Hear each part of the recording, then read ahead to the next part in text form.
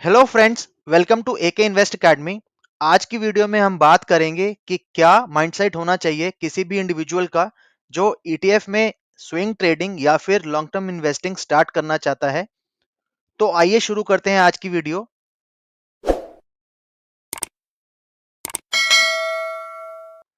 मैं बुकिश या फिर थ्योरेटिकल एडवांटेजेस ऑफ ईटीएफ्स की बात बिल्कुल नहीं करूंगा इस वीडियो में, बिकॉज वैसी इंफॉर्मेशन काफ़ी फ्रीली अवेलेबल है गूगल सर्च पे या फिर यूट्यूब पे। आप बिल्कुल वहां जाके वो इंफॉर्मेशन रीड कर सकते हैं एंड अपनी नॉलेज को बढ़ा सकते हैं। तो कुछ प्रैक्टिकल एडवांटेजेस की बात करें तो ईटीएफ एक ऐसा इंस्ट्रूमेंट है जो कि ट्रैक करता है इंडेक्स को, जो कि प्रैक्टिकली कभी जीरो हो नहीं सकता। रियल टाइम प्राइजेस अवेलेबल रहते हैं सभी ईटीएफ्स के लिए, जो कि बेटर प्राइस डिस्कवरी में हेल्प करते हैं in case of volatile markets. ETF ही एक ऐसा इंस्ट्रूमेंट है स्टॉक मार्केट में जिसे मैं जान पाया हूं जो कि आपको रिलैक्स रखता है in all the market conditions in all times. It let's you sleep well and earn tension free money. वैसा पैसा कमाने का क्या फायदा जो कि आपको हेल्थ इंपैक्ट करे एंड स्ट्रेस से भर दे आपके दिमाग को। काफी इंस्ट्रूमेंट्स अवेलेबल हैं स्टॉक मार्केट में जिसमें आप एक दिन में पैसा डबल और 2 दिन में अपने पैसे को जीरो भी कर सकते हैं। वो इंस्ट्रूमेंट सब जानते हैं एंड काफी लोग उसमें ट्राई भी करते हैं कि क्या पता किस्मत चमक जाए और मेरा पैसा भी डबल, 3 गुना, 4 गुना ऐसे हो जाए।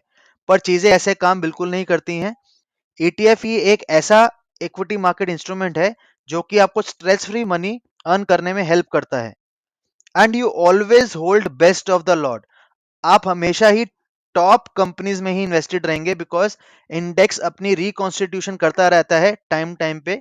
एंड अगर कोई भी स्टॉक या कोई भी कंपनी अच्छा परफॉर्म नहीं कर रही है तो उसे बाहर कर दिया जाता है एंड कोई नया बेटर परफॉर्मिंग कंपनी या स्टॉक को इंक्लूड कर लिया जाता है।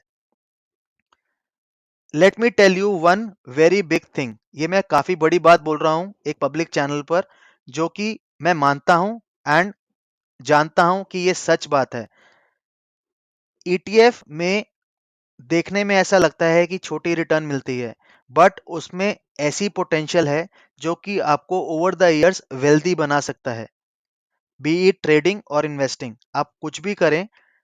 एंड मोर ओवर मेरे हिसाब से आपके ट्रेडिंग एंड इन्वेस्टिंग पोर्टफोलियो दोनों का ही पार्ट होना चाहिए ETF. And swing trading opportunities कैसे मिलती हैं ईटीएफ में? बिकॉज इंडाइसिस जो हैं वो मोर रेंज बाउंड रहते हैं दैन ट्रेंडिंग। तो स्विंग ट्रेडिंग अपॉर्चुनिटीज ज्यादा मिलती हैं इंडेक्स में in comparison to any individual stock. अब एडवांटेजेस की बात तो हमने कर ली, तो सर ये तो बताओ कि हमें एक्सपेक्ट क्या करना चाहिए। हमें ईटीएफ में अगर पैसा कमाना भी है तो हम कितना एक्सपेक्टेशन रखें जो कि यहाँ पे इजीली अचीव करा जा सकता है। तो आइए उसी पे बात कर लेते हैं एक बार। Expectations from ETF. अब मैं अगर एक, मान लीजिए 50 लोगों की या 100 लोगों की ऑडियंस में पूछूं और उनसे ये बोलूं कि सर आपकी रिटर्न एक्सपेक्टेशन क्या है स्टॉक मार्केट से। कई लोग तो बोलेंगे यार 15-20% मिल जाए तो बहुत है। लेकिन वैसे लोग काफी कम होते हैं जो इतनी एक्सपेक्टेशन रखते हैं जेन्युइनली। ज्यादातर लोग क्या बोलेंगे, 50% मिल जाए, 100% मिल जाए, 200% मिल जाए। मतलब हमारी स्टॉक मार्केट को लेके एक्सपेक्टेशंस ही काफी अनरीजनेबल एंड अनफेयर हैं। तो एक्सपेक्टेशन भी वैसी होनी चाहिए जो कि एक्चुअली में अचीव करी जा सकती है, वो नहीं कि सिर्फ बोलने के लिए। तो प्रैक्टिकली अगर हम बात करें एक्सपेक्टेशंस की, तो आइए कुछ चीजें जानते हैं इस स्लाइड पर। 20 to 24% per annum from trading and 12 to 14% per annum from investing. ये सीएजीआर की बात कर रहा हूं मैं। इन्वेस्टिंग में मैं सीएजीआर की बात कर रहा हूं एंड 20 to 25% फ्रॉम ट्रेडिंग जो बात कर रहा हूं वो पर एनम रिटर्न की बात कर रहा हूं। एनी अमाउंट अगर आप इससे ज्यादा अचीव कर पाते हैं ट्रेडिंग में या इन्वेस्टिंग में रिस्पेक्टिवली, तो उसको बोनस ही कंसिडर करिए। अपनी एक्सपेक्टेशंस को हमेशा लो रखिए ताकि आप उसे हमेशा बीट कर पाएं एंड सेटिस्फाइड रहें लाइफ में। एंड मेरे हिसाब से अगर ईटीएफ ही ये काम कर सकते हैं, then why choose individual stocks. क्यों हम स्टॉक्स की तरफ जाएं जहां पे हमें नहीं पता कि यस बैंक कौन सा बैंक बन सकता है या कौन सी कंपनी में आने वाले टाइम में गड़बड़ हो सकती है जहां पे वो हमारा पैसे को ही फिनिश कर दे या वैनिश कर दे। एक एग्जाम्पल अगर मैं आप लोगों के साथ शेयर करूं तो यस बैंक 10 रुपीज पर आ गया 400 से, जब वहां पे प्रॉब्लम सामने आई उनकी मैनेजमेंट एंड सीईओ एमडी द्वारा।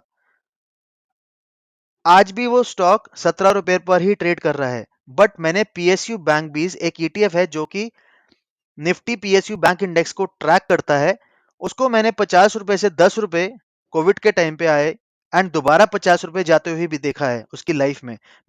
मैं उस ईटीएफ को पिछले 10-12 साल से देख रहा हूं।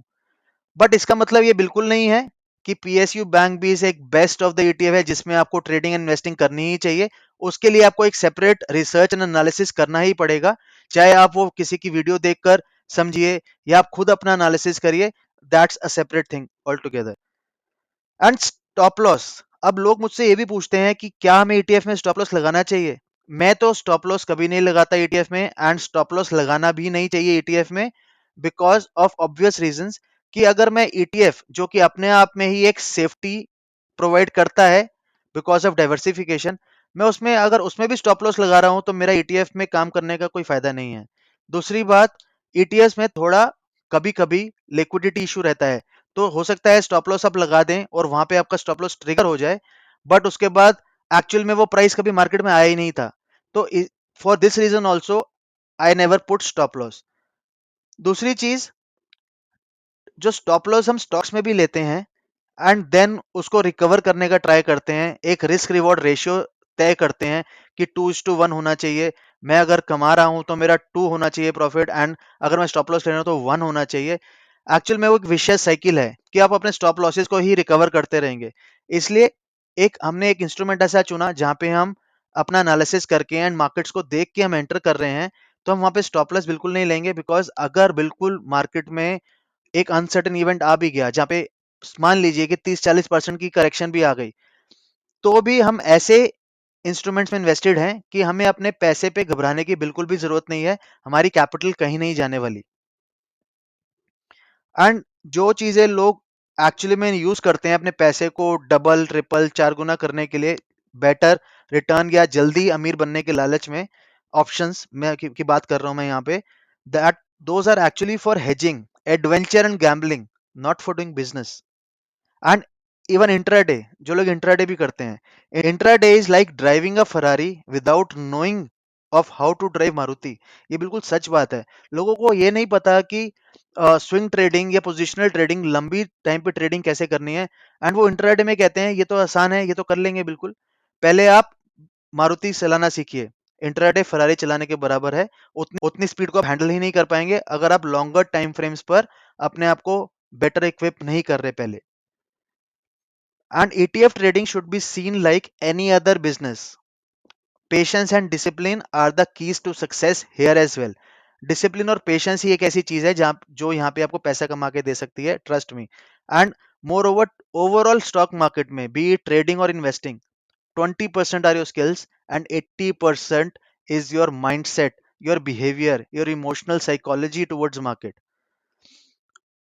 एंड जैसी एक बात मैंने पहले बोली, मैं इस वीडियो को एंड करना चाहूंगा यही कहकर कि ओवर टाइम अगर आप मेहनत करेंगे यहाँ पे, अपना थोड़ा बहुत एनालिसिस करेंगे, अपने डिसिप्लिन एंड पेशेंस को फॉलो करेंगे, over time it can actually become ETF trading और investing, it can actually become a money minting machine for you.